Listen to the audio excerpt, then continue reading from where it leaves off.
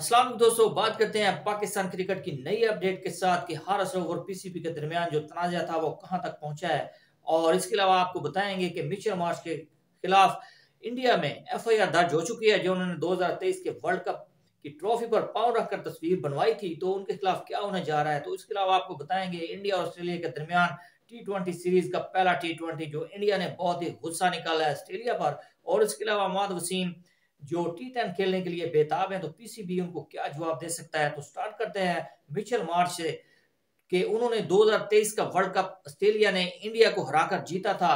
और इंडियन जो फैन थे और इंडिया की जो अवाम है, तो उनके दिलों पर पहले ही गम और गुस्से का पहाड़ बना हुआ था। लेकिन मिचेल मार्श ने जब 2023 की ट्रॉफी पर पाँव रखकर तस्वीर बनवाई है, तो वो काफी वायरल हो चुकी थी। और जो इंडिया की शायकीन क्रिकेट है, तो उनको इससे उनके गुस्से को जो हाइप मिली है, तो वो बहुत ही नाराज थे मिचेल मार्श से। और एक जो शहरी है इंडिया का, उन्होंने उठकर एफआईआर दर्ज करवा दी है और एक कॉपी उन्होंने नरेंद्र मोदी को साल कर दी है। और मिचेल मार्श के खिलाफ इंडिया में खेलने पर पाबंदी आयद की जाए। उनका कहना था कि एफआईआर का मतन उन्होंने ये दर्ज करवाया कि उन्होंने बेहुरमती की है जो टीमें जो जिसके लिए लड़ती हैं, जिस वर्ल्ड कप के लिए, जिसकी ट्रॉफी के लिए। तो मिचेल मार्श ने बहुत ही बेइज्जती की है, ये इंडियन की बेइज्जती हुई है।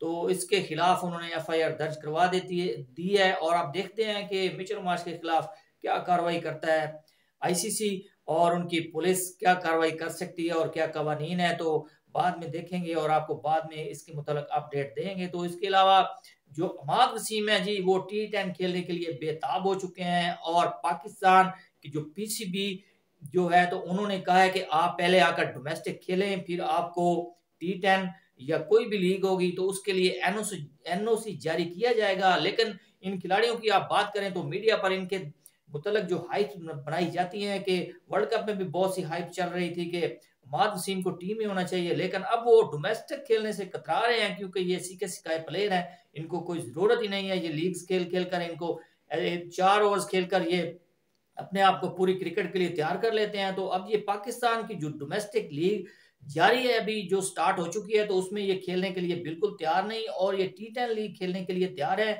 और कोई भी लीग हो जाए तो उसमें खेलेंगे। तो पीसीबी ने अब सोचा है और ये बहुत ही अच्छी उनकी हिकमत अमली है और जो उन्होंने बनाई है कि जो खिलाड़ी पाकिस्तान को प्रायोरिटी नहीं देंगे उनके खिलाफ ऐसा ही कदम उठाना पड़ेगा। और उनके खिलाफ जो उनको एनओसी दिया जाता है तो वो नहीं देंगे। तो मोहम्मद वसीम के लिए भी प्रॉब्लम हो सकती है। पहले हारिस रऊफ ही ऐसी प्रॉब्लम से गुजर रहे हैं, उन्होंने इनकार किया था पीसीबी को टेस्ट सीरीज खेलने के लिए ऑस्ट्रेलिया में। जो पाकिस्तान का टूर ऑफ ऑस्ट्रेलिया है, टेस्ट सीरीज खेली जाएगी, तो हारिस रऊफ ने ना की थी कि मैं अवेलेबल नहीं हूं क्योंकि आगे बिग बैश उनकी लीग आ रही थी और बीपीएल आ रही थी, तो हारिस रऊफ भी इंटरेस्टेड थे उसमें वो लीग खेलने में। तो पीसीबी ने सख्त एक्शन लिया है और पीसीबी उनके खिलाफ भी जो एक्शन लेकर जो कार्रवाई करेगा। तो इसके मुताबिक भी आपको बताते चले कि पीसीबी उनका जो सेंट्रल कॉन्ट्रैक्ट है तो उस पर काफी उनकी निगाह है और वो खत्म कर सकता है, जिसकी मदद में वो 40 लाख रुपया वसूल करते हैं। मेरे ख्याल में बी कैटेगरी उनको मिली हुई है हारिस रऊफ को। इसके अलावा वो आईसीसी के रेवेन्यू से और पीसीबी के रेवेन्यू से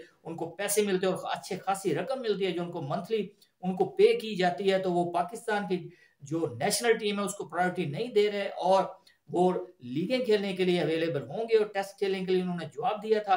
तो पीसीबी उनके खिलाफ मेरे ख्याल में ये कार्रवाई कर सकता है। और इसी वाले से हारिस रऊफ आजकल बहुत ही डिप्रेशन में रह रहे हैं। उनके जराये बता रहे हैं कि वो बहुत ही परेशान है और टेंशन में है कि ये क्या हो गया मुझसे। और मेरे ख्याल में हारिस रऊफ को सोचना चाहिए कि पाकिस्तान पहले या बाद में लीग्स हैं और इसी वाले से वो अपनी रीजन की भी मेरे ख्याल में डोमेस्टिक क्रिकेट जो पाकिस्तान में कब स्टार्ट हो चुका है आज से, तो वो उसके कैप्टन बनाए गए हैं और मेरे ख्याल में अब डोमेस्टिक खेलेंगे और अपने आप को जो तैयार करेंगे हर तरह की क्रिकेट के लिए। तो ये अच्छी बात हो सकती है हारिस रऊफ के लिए।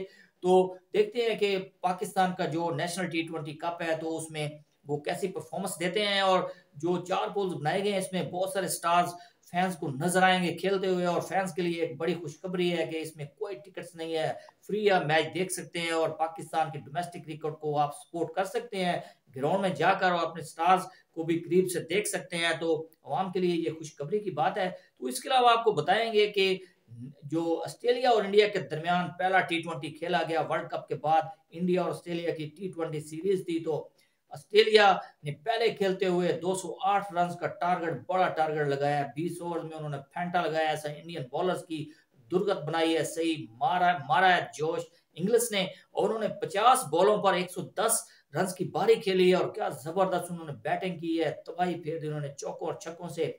और उनके जो स्टीव स्मिथ थे उन्होंने 41 बॉलों पर 42 स्कोर बनाया।